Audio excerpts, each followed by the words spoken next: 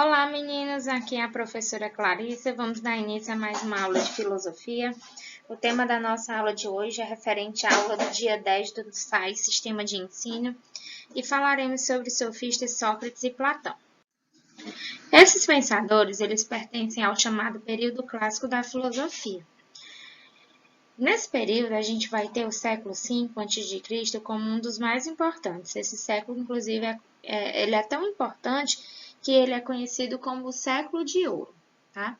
Nesse período, a gente vai ter várias mudanças ocorrendo na Grécia Antiga. Dentre essas mudanças, a gente pode destacar o deslocamento do centro cultural do mundo grego. Esse deslocamento vai se dar da Jônia e da Magna Grécia para Atenas em específico, onde vai se desenvolver plenamente as noções de cidadania e democracia. Os principais nomes desse período são Sócrates, Platão e Aristóteles, bem como os sofistas. E a ideia nesse período é investigar temas como cosmologia, antropologia, moral, política e temas relativos à própria natureza. A polis grega e a democracia ateniense, elas vão ser extremamente importantes para o desenvolvimento da pesquisa, da atividade filosófica. Pois é a partir do século V, com as século V a.C., que as reformas de Péricles vão se acentuar na Grécia Antiga, e os cidadãos passam a ter direitos que outrora eles não tinham, como, por exemplo, o direito de não apenas votar nas assembleias políticas, mas o direito de poder falar. Então, cada cidadão podia participar das assembleias políticas e expor sua opinião. Ao final dessas assembleias, esses homens iriam votar na melhor decisão para a sociedade. É nesse cenário que vai surgir os sofistas, homens que vão dar aulas de oratória e de retórica, ou seja, a arte de falar em público, de convencer as pessoas, o que era de suma importância para a atividade política nas assembleias.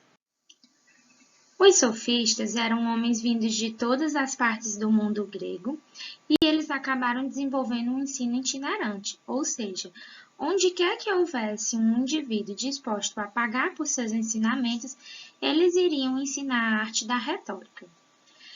Não temos muitas obras dos sofistas, nós temos apenas fragmentos dessas obras, pois muitas delas se perderam com o tempo, assim como ocorreu com as obras dos filósofos pré-socráticos.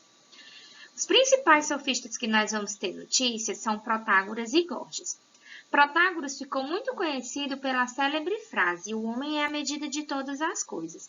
Quando o Protágoras desenvolve essa frase, ele dá início ao chamado relativismo sofista, onde para esses homens, para os sofistas, portanto, tudo seria relativo.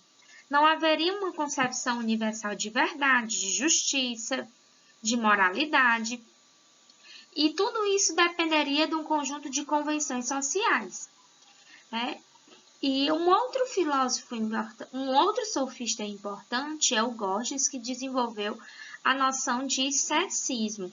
Para ele, não seria possível nós alcançarmos o conhecimento da realidade como ela verdadeiramente é. Sofistas cobravam por seus ensinamentos, por isso eles foram acusados de prostituição por Sócrates. Sócrates, nascido no ano de 470 a.C. e falecido a 399 a.C., não deixou nada escrito. O que nós podemos falar sobre Sócrates é quanto ao seu método, também chamado de método dialético. Esse método ele era constituído de duas etapas. A primeira, que foi denominada de ironia, onde ele fazia uma série de perguntas aos seus interlocutores, com o claro objetivo de fazer com que as pessoas entrassem em contradição.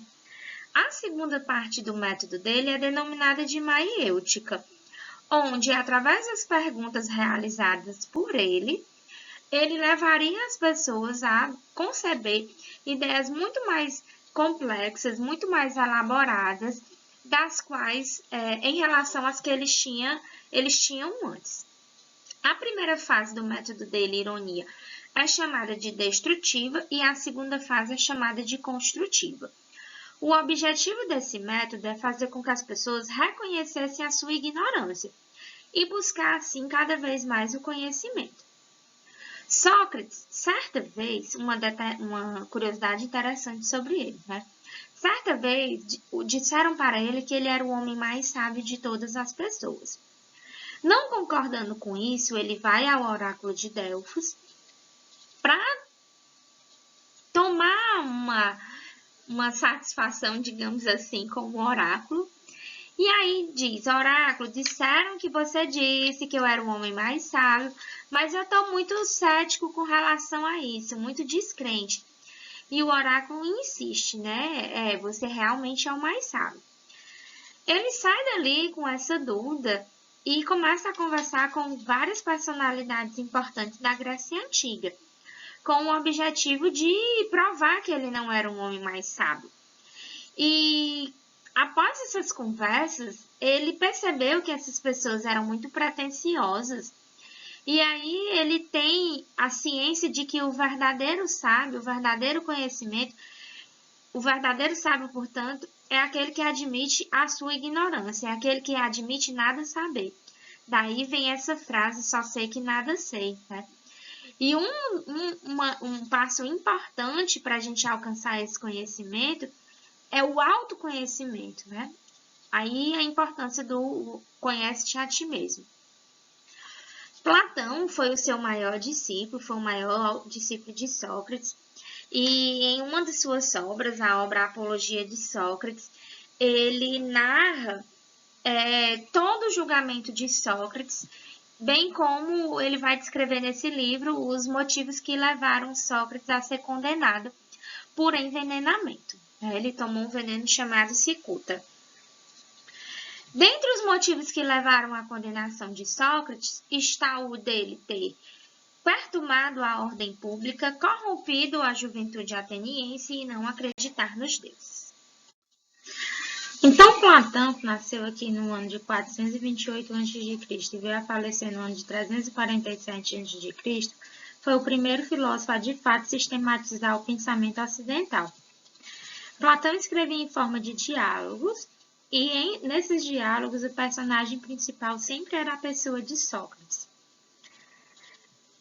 Basicamente, a vida do Platão pode ser dividida em 3 períodos: diálogos da juventude, diálogos de transição e diálogos de maturidade. Nos diálogos da juventude, nessas obras, são relatados fatos sobre a vida de Sócrates. Diálogos de transição, existe ali o pensamento socrático, mas a gente já consegue observar as ideias do próprio Platão se manifestando. E nos diálogos da velhice, mesmo após a morte de Sócrates, Sócrates continua aparecendo como personagem principal dessas obras, mas a gente identifica 100% o pensamento de Platão. Platão se dedicou a áreas de estudo como a teoria do conhecimento e a política. Na teoria do conhecimento, que foi de fato o principal tema investigado por ele, ele vai apresentar a teoria das ideias, uma teoria onde ele divide o mundo em 2 mundos, a realidade sensível e a realidade inteligível. Para a gente compreender melhor essa teoria das ideias, a gente vai assistir agora um vídeo onde a gente vai perceber mais claramente essa teoria através do mito da caverna.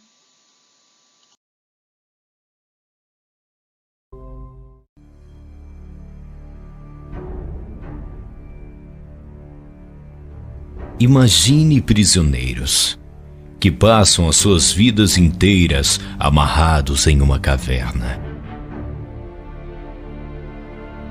Foram amarrados de forma que não conseguem olhar para trás, apenas para a parede em sua frente. Em suas costas está uma fogueira, e entre eles e a fogueira há um caminho. Imagine que diariamente uma variedade de objetos passam pelo caminho. E evidentemente, as pessoas que conduzem suas vidas, suas formas, criam sombras curiosas na parede. Esse é o único mundo que os prisioneiros jamais conheceram.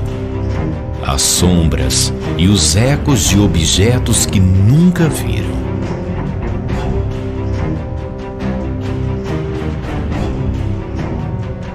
Agora, imagine que um dos prisioneiros é libertado. Depois de algum tempo, se adaptando à forte luz, o prisioneiro libertado irá começar a vivenciar o mundo pela primeira vez. E não se parece com nada do que ele poderia imaginar. Com sua nova percepção sobre o mundo, o homem evidentemente quer voltar e compartilhar suas incríveis descobertas com seus antigos amigos. Mas os prisioneiros não conseguem reconhecer o seu próprio amigo. Ele se parece como todas as coisas. Sua voz é um eco distorcido e seu corpo uma sombra grotesca. Eles não conseguem entender sua fantástica história sobre o mundo fora da caverna. Para eles, isto nunca existirá. Mas isto, evidentemente, não torna o mundo fora da caverna menos real. Então, essa alegoria da caverna do Platão, ela é carregada de muita simbologia. Nós vamos ter a caverna representando o nosso mundo, a realidade que nos cerca. Os escravos acorrentados somos nós, os prisioneiros, os membros da sociedade. As correntes, os nossos preconceitos representam os nossos preconceitos e a nossa ignorância. As sombras que os prisioneiros veem ao fundo da caverna representam esse conhecimento sensível, essa nossa percepção sensorial. Lembrando que em Platão, o conhecimento que nós adquirimos através dos sentidos é falho e enganoso. O prisioneiro que consegue se libertar das correntes representa a ação libertadora da filosofia. A aventura do prisioneiro fora da caverna representa a experiência filosófica, essa experiência de contemplar o conhecimento verdadeiro, libertar-se, portanto, da ignorância. O mundo fora da caverna representa o mundo das ideias, onde nós conhecemos as coisas verdadeiramente. O sol representa a luz do conhecimento verdadeiro e a ideia de bem. E o prisioneiro que regressa à caverna representa o papel da filosofia, que tem como objetivo as pessoas da ignorância. O fato desse filósofo não conseguir resgatar as pessoas da ignorância representa a dificuldade que nós temos de nos libertarmos da ignorância, do senso comum, de desenvolver a consciência crítica. Bom, pessoal, por hoje é só. Um grande abraço, beijos e até a próxima aula.